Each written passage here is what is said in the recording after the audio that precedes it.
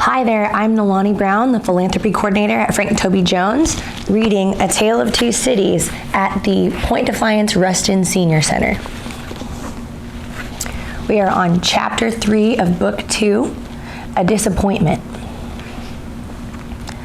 Mr. Attorney General had to inform the jury that the prisoner before them, though young in years, was old in the treasonable practices which claimed the forfeit of his life.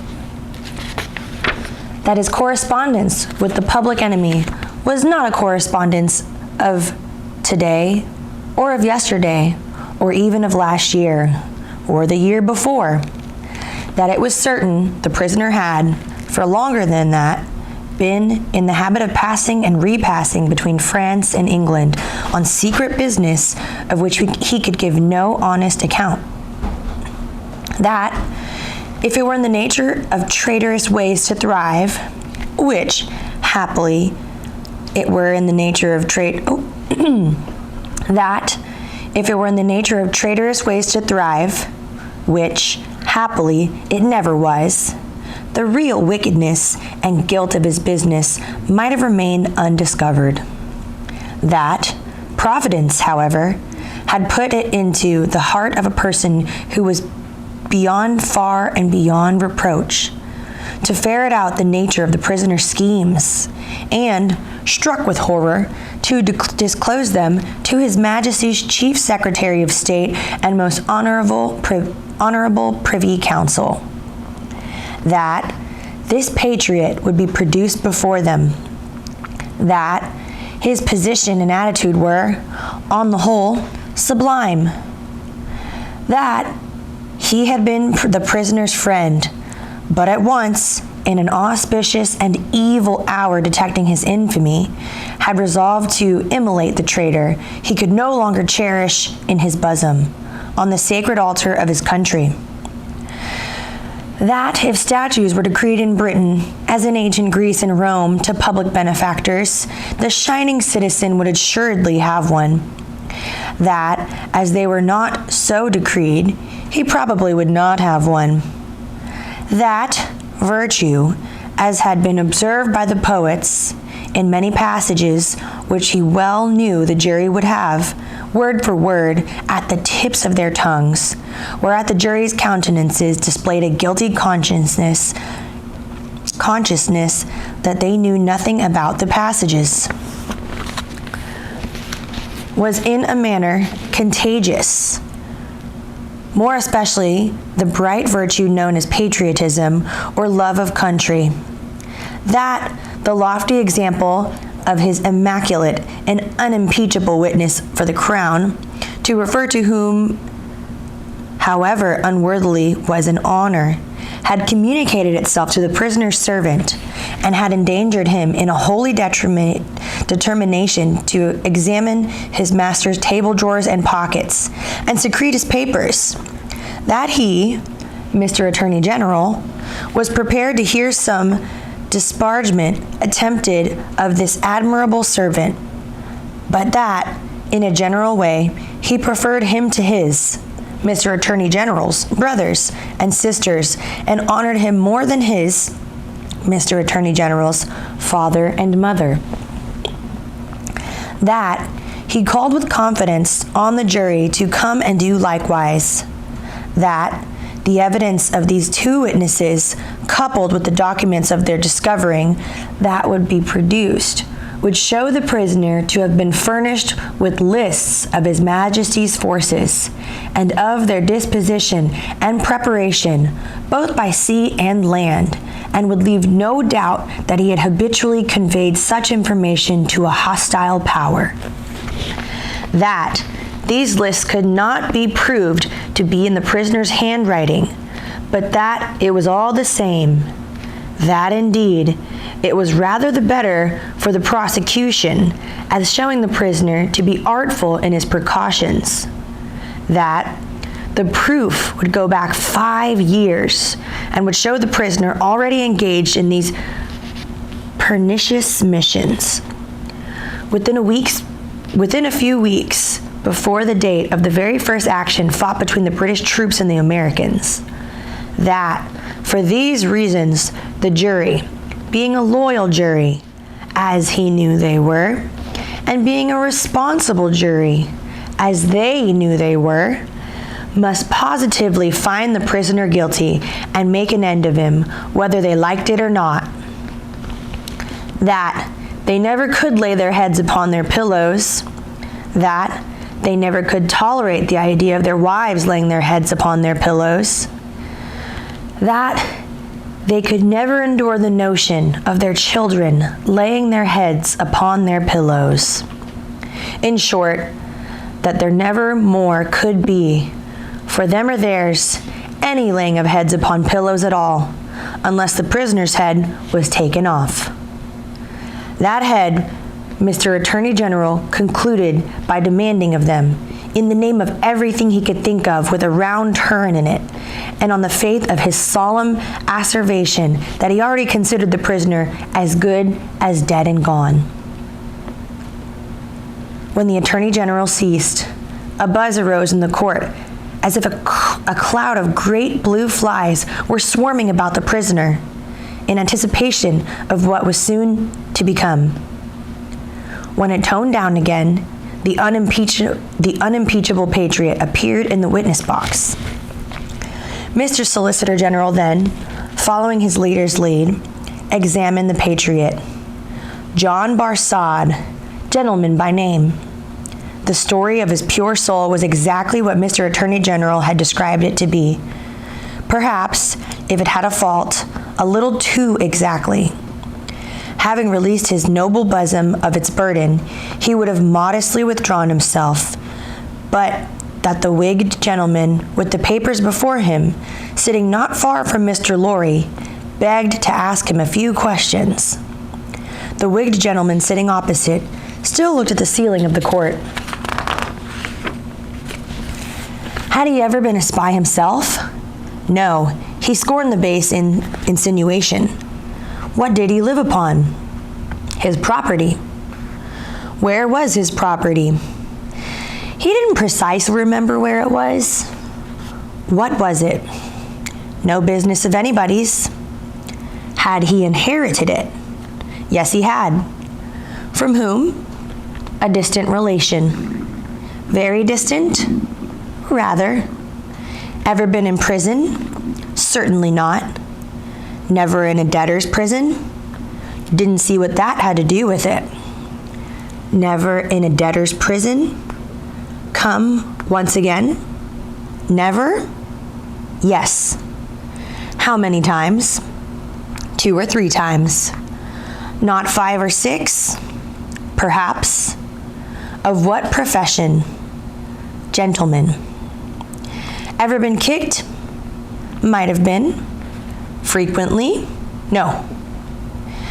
Ever kicked downstairs? Decidedly not.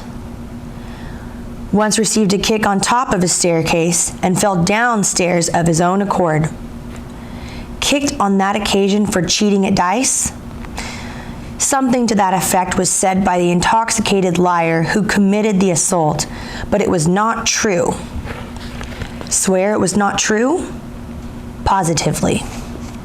Ever live by cheating at play? Never. Ever live by play? Not more than other gentlemen do. Ever borrow money of the prisoner? Yes. Ever pay him? No.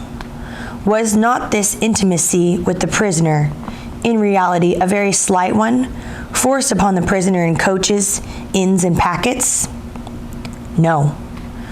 Sure he saw the prisoner with these lists? Certain.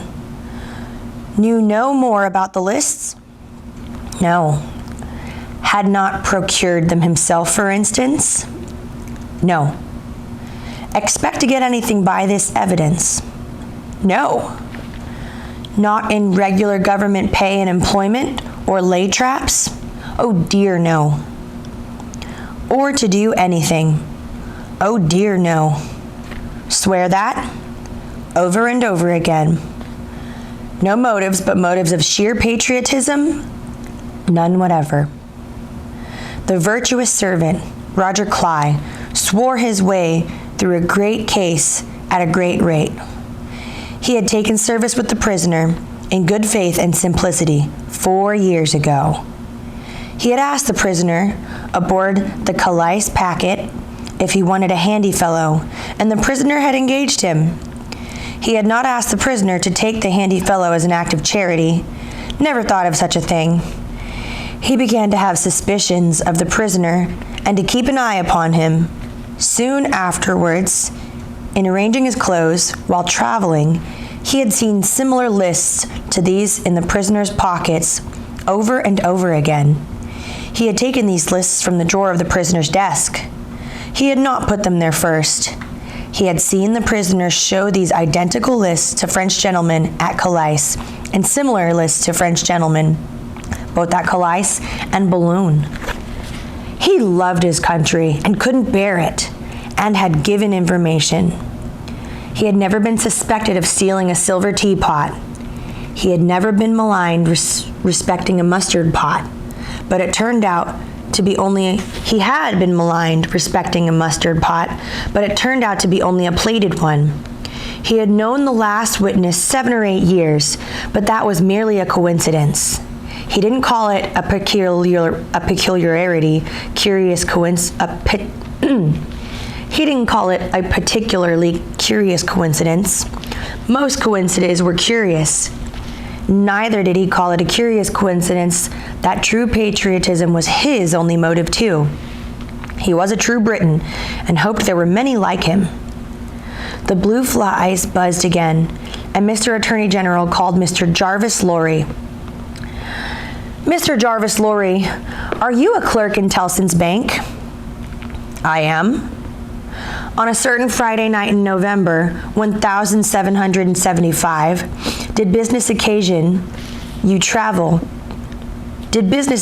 you to travel between London and Dover by the mail? It did. Were there any other passengers in the mail? 2. Did they alight on the road in the course of the night? They did. Mr. Lorry, look upon the prisoner. Was he one of those two passengers? I cannot undertake to say that he was. Does he resemble either of those two passengers? Both were wrapped up, and the night was so dark, and we were all so reserved, that I cannot undertake to even say that. Mr. Lorry, look again upon the prisoner.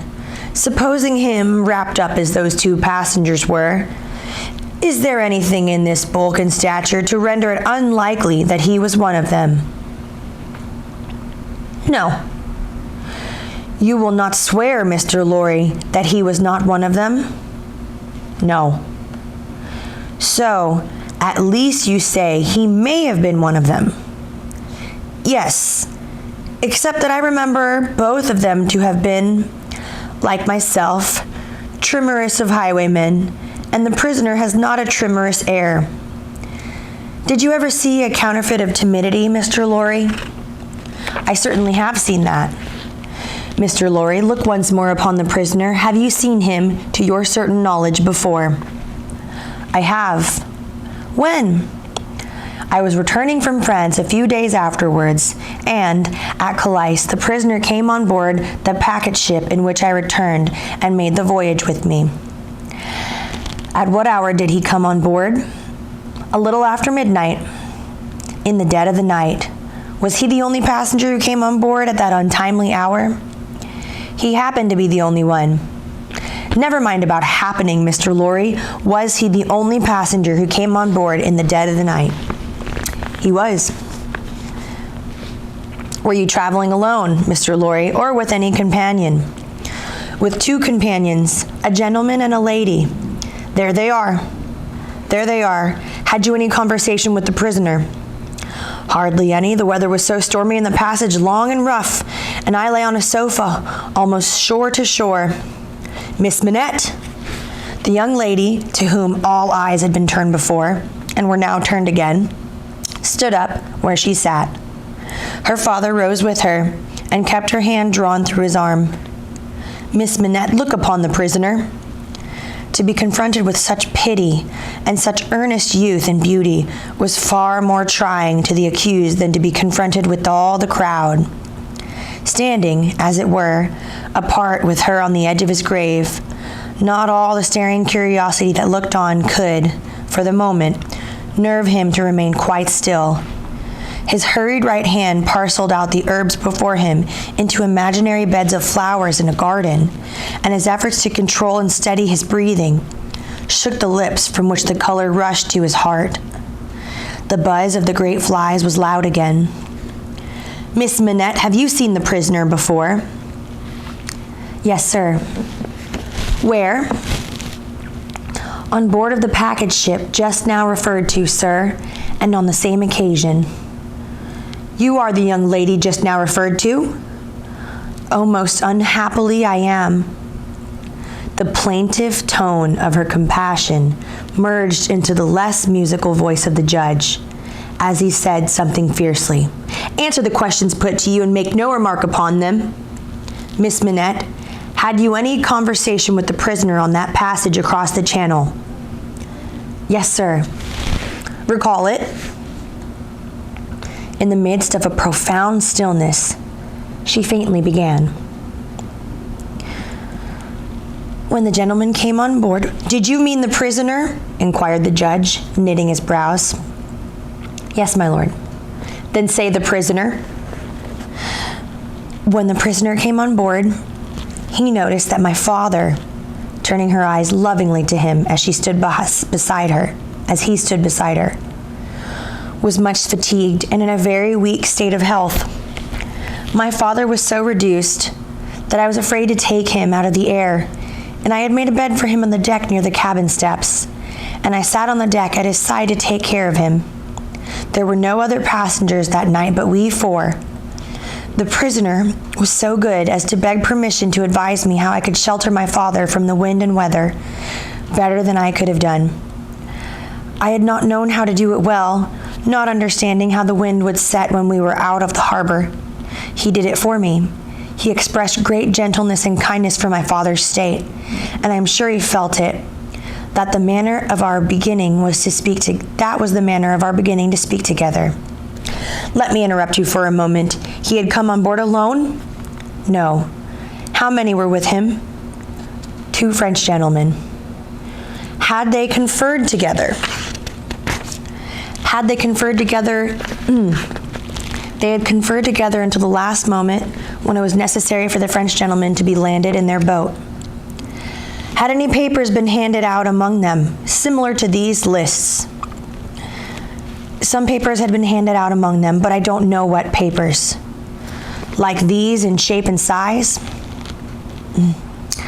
"Possibly, but indeed I don't know, although they stood whispering very near to me, because they stood at the top of the cabin steps to have the light of the lamp that was hanging there.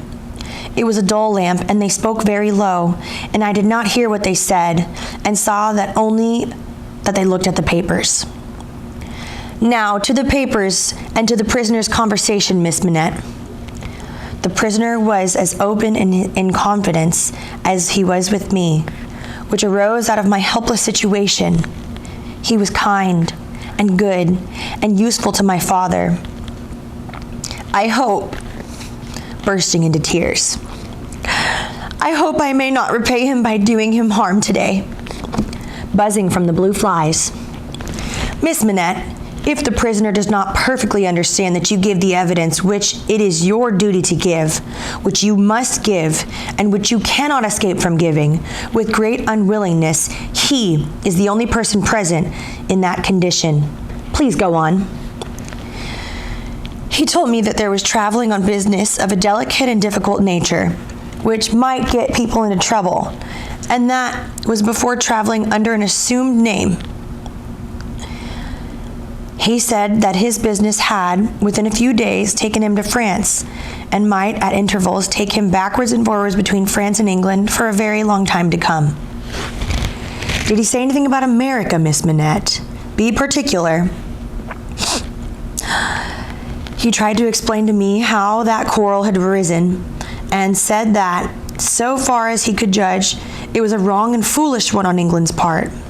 He added, in a jesting way, that perhaps George Washington might gain almost as great a name in history as George III. But there was no harm in his way of saying this. It was said laughingly, and to beguile the time. Any strongly marked expression of face on the part of a chief actor in a scene of great interest to whom many eyes were directed will be unconsciously intimidated by the spectators. Her forehead was painfully anxious and intent as she gave this evidence, and in the pauses when she stopped for the judge to write it down, watched its effect upon the counsel for and against. Among the lookers-on were the same expression in all quarters of the court, insomuch that a great majority of the foreheads there might have been mirrors reflecting the witness, when the judge looked up from his notes to glare at that tremendous hearsay about George Washington. Mr. Attorney General now signified to my lord that he deemed it necessary, as a matter of precaution and form, to call the young lady's father, Dr. Manette, who was called accordingly. Dr. Manette, look upon the prisoner. Have you ever seen him before? Once, when he called at my lodgings in London, some 3 years or 3 years and a half ago. Can you identify him as your fellow passenger on board the packet, or speak to his conversation with your daughter? Sir, I can do neither. Is there any particular and special reason for you being unable to do either? He answered in a low voice, there is. Has it been your misfortune to undergo a long imprisonment without trial or even accusation in your native country, Dr. Manette? He answered in a tone that went to every heart, a long imprisonment. Were you newly released on occasion in question? They tell me so. Have you no remembrance of the occasion? None. My mind is blank. From some time, I cannot even say what time, when I employed myself in my captivity in making shoes, to the time when I found myself living in London with my dear daughter here. She had become familiar to me, when a gracious God restored my faculties, but I am quite unable to even say how she had become familiar. I have no remembrance of the process. Mr. Attorney General sat down, and the father and daughter sat down together.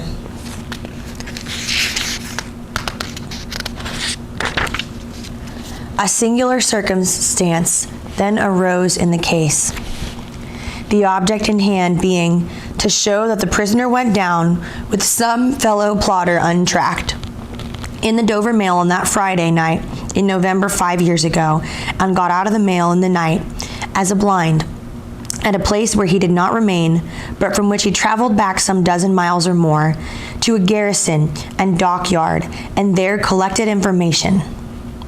A witness was called to identify him as having been at the precise time required in the coffee room of an hotel that in that garrison and dockyard town, waiting for another person. The prisoner's counsel was cross-examining this witness with no result, except that he had never seen the prisoner on any other occasion.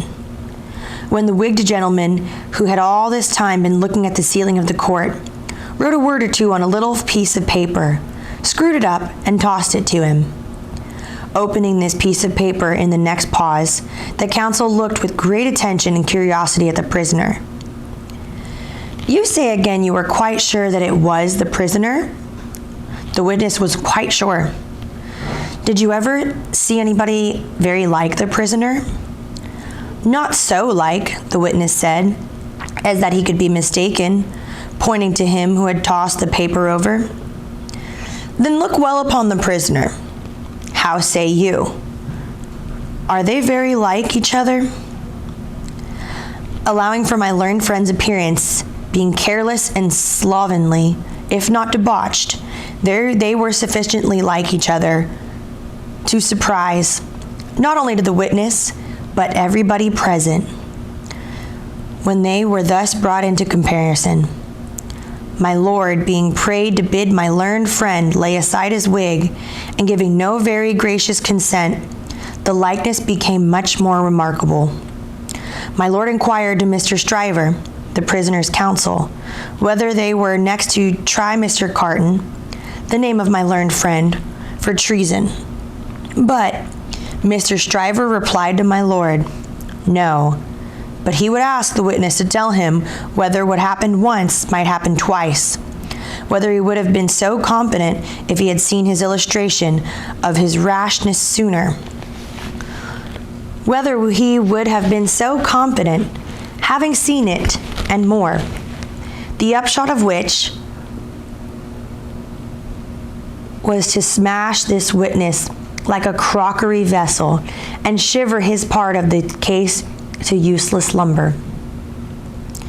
Mr. Cruncher had by this time taken quite a lunch of rust off his fingers in his following of the evidence.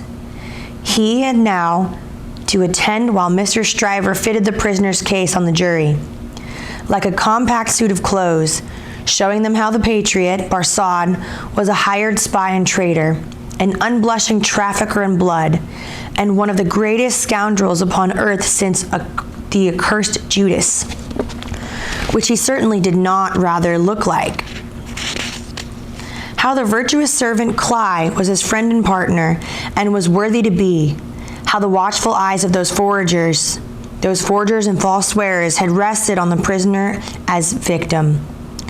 Because some family affairs in France, he being of French extraction, did require his making those passages across the channel. Though what those affairs were, a consideration for others who were near and dear to him, forbade him, even for his life, to disclose. How the evidence that had been rapt and wrested from the young lady, whose anguish in giving it they had witnessed, came to nothing, involving the mere little innocent gallantries and politeness likely to have passed between any young gentleman and young lady so thrown together, with the exception of that reference to George Washington, which was altogether too extravagant and impossible to be regarded in any other light than a monstrous joke. How would it be a weakness in the government to break down in this attempt to practice for popularity on the lowest national antipathies and fears, and therefore Mr. Attorney General had made the most of it?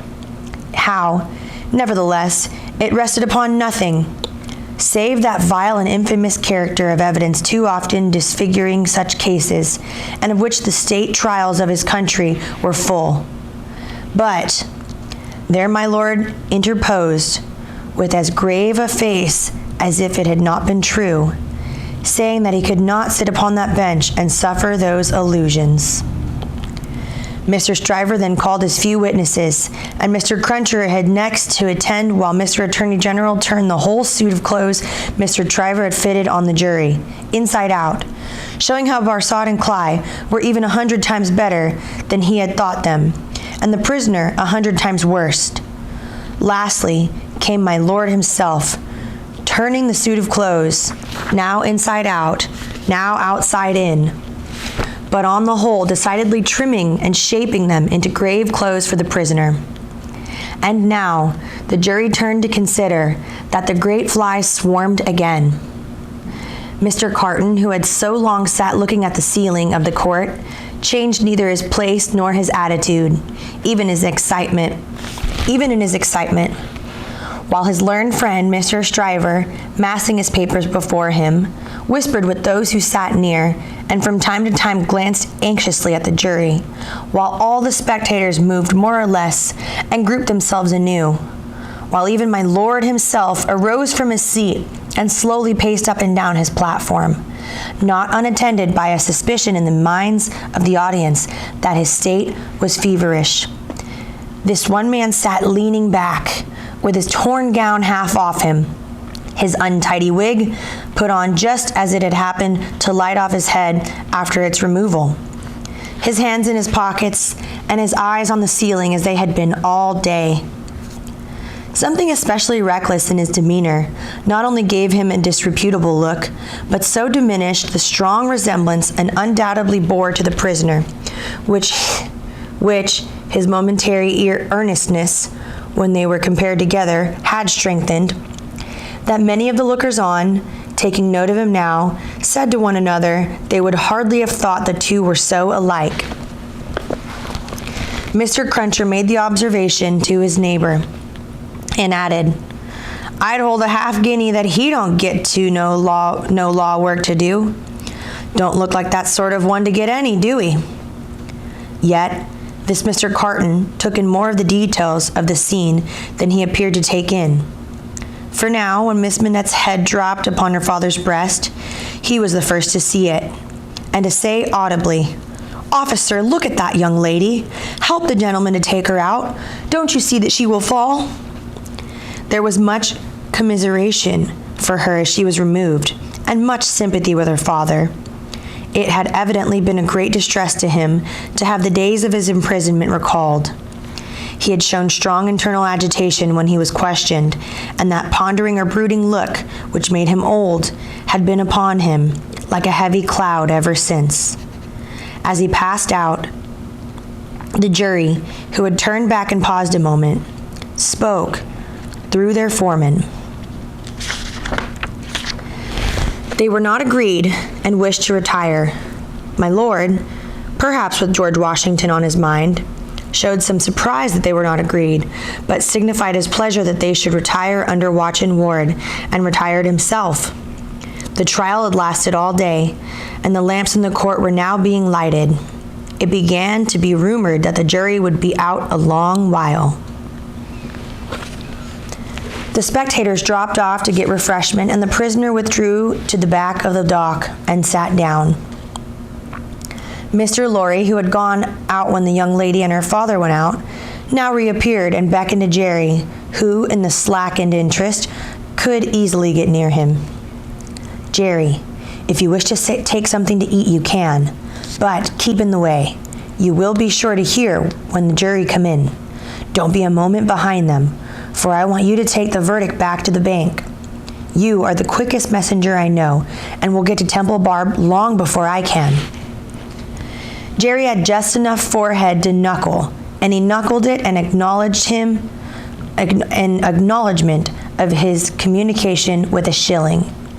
Mr. Carton came up at the moment and touched Mr. Lorry on the arm. "How is the young lady?"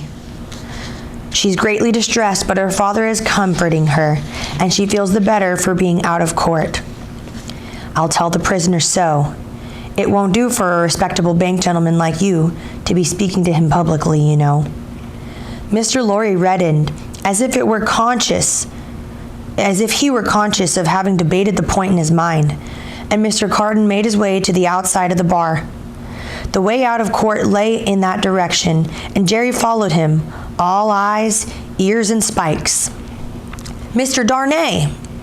The prisoner came forward directly. "You will naturally be anxious to hear of the witness, Miss Minette. She will do very well. You have seen the worst of her agitation." "I'm deeply sorry to have been the cause of it. Could you tell her for me, with my fervent acknowledgments?" "Yes, I could if you will ask of it." Mr. Carton's manner was so careless as to be almost insolent. He stood, half turned from the prisoner, lounging with his elbow against the bar. "I do ask it. Accept my cordial thanks." "What?" said Carton, still only half turned towards him. "Do you expect, Mr. Darnay?" "The worst. It's the wisest thing to expect, and the likeliest, but I think their withdrawing is in your favor." Loitering on the way out of court not being allowed, Jerry heard no more, but left them, so like each other in feature, so unlike each other in manner, standing side by side, both reflected in the glass above them. An hour and a half limped heavily away in the thief and rascal crowded passages below, even though assisted off with the mutton pies and ale. The horse messenger, uncomfortably seated on a form after taking that refection, had dropped into a doze when a loud murmur and a rapid tide of people setting up the stairs that led to the court carried him along with them. "Jerry! Jerry!" Mr. Lorry was already calling at the door when he got there. "Here, sir. It's a fight to get back in. Here I am, sir." Mr. Lorry handed him a paper through the throng. "Quick, have you got it?" "Yes, sir." Hastily written on the paper was the word acquitted. "If you had sent the message, recalled to life again," he muttered. As he turned, "I should have known what you meant this time." He had no opportunity of saying, or so much thinking, anything else, until he was clear of the Old Bailey, for the crowd came pouring out with a vehemence that nearly took him off his legs, and a loud buzz swept into the streets as if the baffled blue flies were dispersing in search of other carrion. That is the end of chapter 3 in book the second of A Tale of Two Cities.